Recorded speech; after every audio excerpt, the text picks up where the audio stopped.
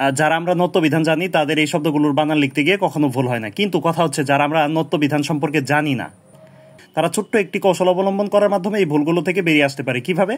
খেয়াল করেন, হয়ে মূর্ধন্য হলে ন ধ্বনিটা নিচে চলে যায়, আর হয়ে দন্তন্য হলে ন ধ্বনিটা ডান দিকে চলে যায়।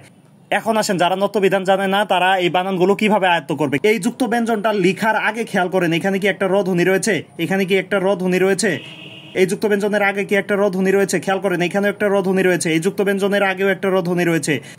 র্যাপ, এটা একটা র ধ্বনি।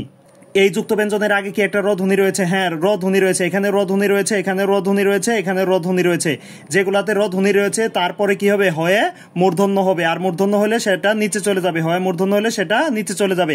এখানে খেয়াল করেন কোনো র ধ্বনি নেই, যেহেতু র ধ্বনি নেই তাহলে হয়ে দন্তন্য হবে, আর দন্তন্য হলে সেটা ডান দিকে চলে যাবে। এই যুক্ত ব্যঞ্জনের আগে খেয়াল করেন এখানে কি কোনো র ধ্বনি রয়েছে, দেখেন একটাও র ধ্বনি নেই, যেহেতু র ধ্বনি নেই তাহলে এখানে কি হবে, হয়ে দন্তন্য হবে।